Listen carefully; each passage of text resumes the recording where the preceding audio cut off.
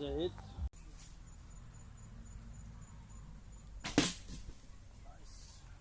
Yeah, hello there. Yeah, didn't make a video for quite a while. I thought today I shoot some arrow, I relax a bit, maybe try my new machete, which I got yesterday. So I'm back in Thailand for now about 1.5 weeks, but I was pretty busy. Before I was in Switzerland and Germany. In Germany I took the exam for the Bachelor Professional in Logistiksysteme. I didn't went to any school or whatever. I just prepared with AI, with Claude AI and with DeepSeek for the exam. So to keep the cost low, so I just pay the exam fees and no fees for school or whatsoever. So at the end, I did pass the written exam. It was 2 exams. Each exam you can make a maximum of 100 points.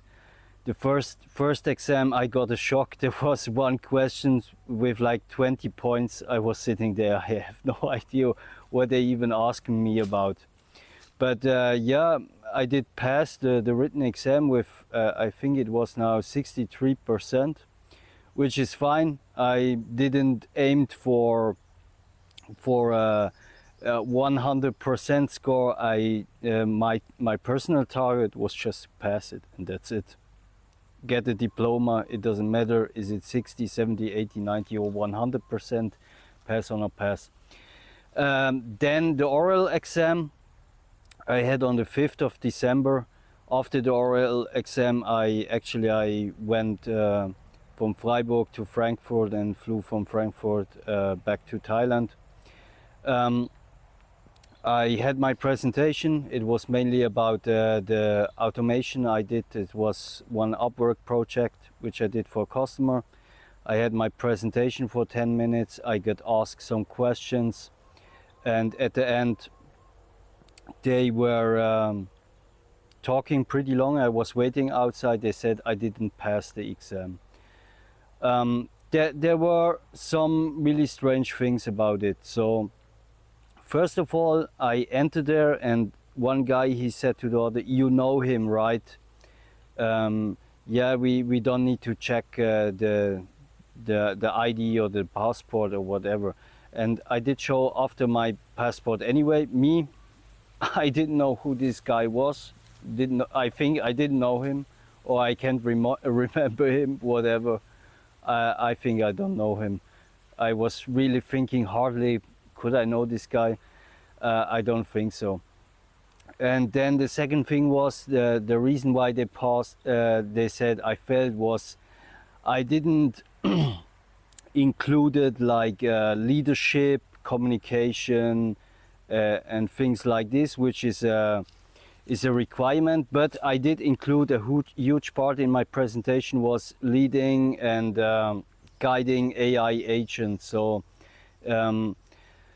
since I'm working as a freelancer, the only communication or whatsoever I have is with my client back and forward. It wouldn't be very interesting to talk about this. We write some email, we have some messages. So I thought I'd talking about the AI agents, how you use system prompts with very detailed instructions so they can fulfill their task. And I think this is also, you can apply this on like human interactions. A lot of people also say like the best prompt engineers are like people like managers or people who lead, because they know how to communicate the information. So the huge part was about how to lead the AI agents with system prompts, with instructions, with how detailed instructions, how they have to use the input, what they have to do if they have missing information or wrong information, how they have to react. It's like you would instruct a human as well. So this, they said, was one reason. The other reason was, like, I didn't talk about ROI, return on investment. It actually, I said I can't talk about the ROI right now, and I can't really, because the project started a few months ago, and with motorbike warranty claims, sometimes you have a lot of claims, sometimes you have quite a few. So currently at the moment I can't even say if he will have a positive or a negative ROI at the end, because I think now it's winter time, like nobody driving a motorbike in Switzerland, but maybe in the spring it could increase with claims. So the plan until now is actually that my automation runs until February, and then they will set up like a CRM with interface and everything. Then the claims won't arrive with email anymore. And then actually I could go and make a calculation. Then I can calculate how much it would have took me to process all these invoices manually versus the automation, and during this time how much he actually saved or didn't save. So this was also a reason. But the most thing, and I'm stepping now further with complaining, I won't repeat this oral exam. I just don't see it, because first of all is like he knows me. I don't know where he knows me. It's normally that was very weird. And the second part was like, yeah, they said I in my presentation there wasn't nothing about communication or leadership, which is just totally wrong. So then they said like, yeah, you can repeat the oral exam, and for me it's just they try to squeeze out more money. And I see now a lot of further education, like in Switzerland, in Germany, and there is a lot about money making. So the thing is, you're already inside, like with for example, in Switzerland, if you do like the higher education in logistics, it costs you about 12,000–15,000 Swiss francs in total. If you make like the supply chain manager, it's even more. It's I think 20–25,000 Swiss francs. And in Germany, if you do like the IHK, like Logistiksmeister or or like Logistiksysteme, you pay around, I would say, around 5,000 euro or something like this. Also with exam fees and stuff like this. And I think if somebody like in already with 10,000 or with 5,000 and with, I don't know, 100–200 hours of studying, they will go on and take this exam again for 300 euros, because it makes no sense to throw away the investment already did. If you spend already 5,000, 10,000, 20,000, it would be stupid to throw, so to say, this just away. But I don't see it. I feel like blackmailed, because I think I can take if somebody tells me this or that is wrong, and I really can reflect on it and say, okay, yeah, maybe he's right, that's wrong, but I don't see it. For me, it was not a perfect presentation. It was not perfect in answering question, but it was 100% more than sufficient, and everything else is wrong. And I just will go on with complaining, and I don't want to take the exam again. I also, so to say, most people, they go to school, they spend all this money. I just learned by myself. I made self-study, so I'm not too much in with money. I'm in with hours. I spent some hours for learning, for preparing, and so on.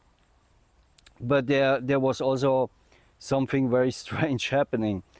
So the reason why I actually did. So the reason why I actually did the IHK Bachelor Professional for Logistics Systems is because I applied for a position in Thailand, because now I'm traveling all the time back and forwards. I have wife, daughter here, and stay with a visa and have to go outside the country and back. And there was like a job opening which required a bachelor's degree. and I have a higher education but no bachelor degree. And then I thought, okay, it's just gonna make this so that I can get a work permit and work here and study and go on from there, because this traveling back and forward and after I staying hanging around in Switzerland or Germany or elsewhere just for nothing, you know, it's just I don't want to be there but have to be there, you know. And yeah, there was also changes. My higher education is now a bachelor professional. After I took the exam, there was a post on LinkedIn from GS1 that they changed in Switzerland the law that blah blah blah. It's now a bachelor professional, and yeah, I just need the transcript.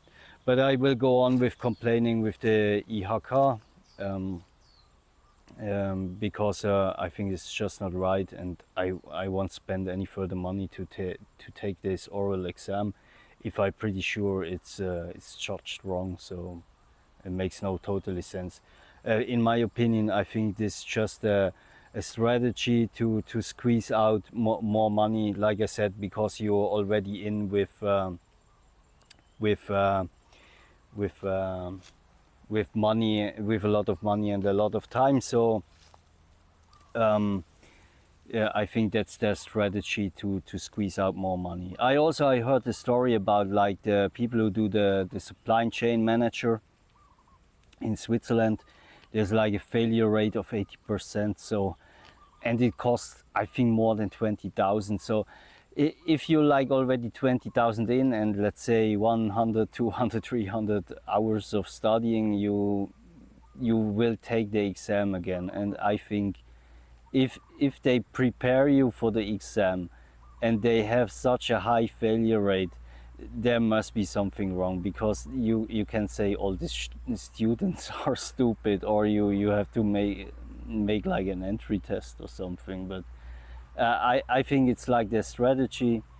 You're already in this amount of money and this amount of time, so you most likely, in 99% of the cases, you will spend the additional money to get it finished or get it done. I just will complain and go on from there. I will see now. They said I have now 1 month time to view how they rate me or what they wrote down. Actually, I'm not in Germany. I can't view it. I asked them for another solution. I have to wait for an answer from another person, and yeah, we will see. I gave them some options, like they can redact information and send it with email, or they can send it with post to my brother's address in Switzerland, or I could organize somebody who goes there and views it and sends the information to me. But until now there is nothing, and I will see if I will get finally the diploma from the IHK or not. But no, repeating, no, I don't see to spend their additional money for this. That's just not right. But one interesting thing was the written exam passed with no school, just training with AI. I used AI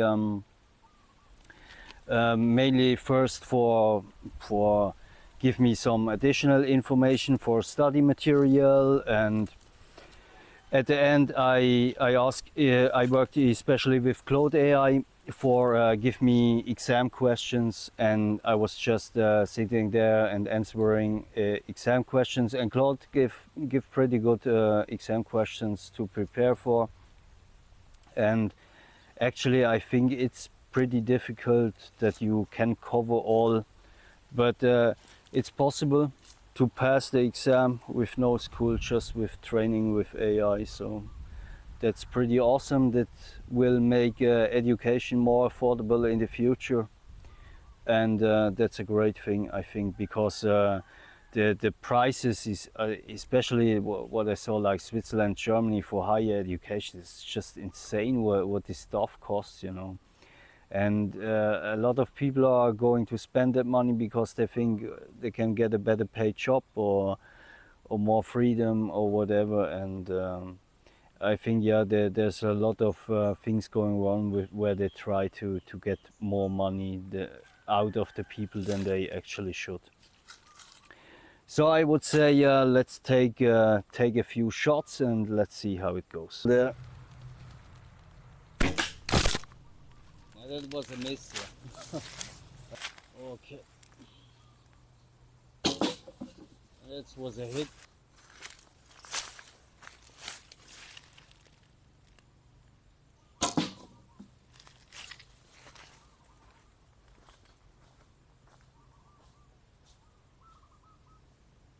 Okay, I would say that was a nice one, quite a bullseye.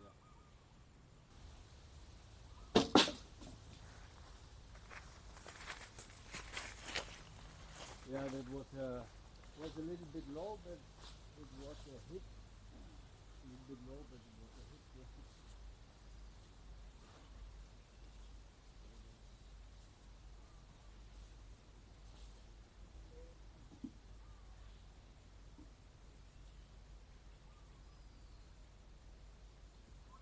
Actually, I learned bow shooting, I think it was in 2017. I was unemployed. I was hanging around there in Switzerland and writing job application after job application. And then I saw on the internet something like instinctive bow shooting. Therefore, that sounds like great. So just to shoot with the bow without actually aiming, just with your instincts. And I then bought this bow also. Yeah, out here again. Yesterday I lost my microphone, and then in the evening I watched the footage, and actually I catch the moment where I lost it, or when I lost it, and so I could identify the area where it should be, and actually I could find it today, so I'm pretty happy. I don't have to buy a new one, costs money, don't want to spend it. And there was also interesting change about my complaint about the failed oral exam. So actually yesterday evening I got access to the ratings of the expert who rated my presentation, and after the questioning, and I don't know. I'm really, I don't know how they even can call them experts, or how they can test people for their professional bachelor degree. It's just insane. But I will make a separate video about it when I sit in front of the computer, so I can go down and explain everything what happened there. And there's a lot of strange things. It really appears like they just wanted to make me fail no matter what. And the reasoning what they gave, it's just there are a lot of false statements I could see, a lot of false accusations, and it's just very weird. Same they knew me from somewhere or confused me with somebody and just wanted to make me fail the exam. And I already submitted the complaint with an email, and additionally I sent it with post, with a letter, and then I will see how they react. But that's just a joke. So I don't see the reason why to repeat the exam when you can see it's so obvious wrongly judged. It makes no sense, you know, to spend more money on that. So I will go on and take some more shots so I can get in shape. Maybe I can hit something then. So I would say thanks for watching. I hope found it interesting and enjoyable. Enjoy a little bit the nature and shoot the bow.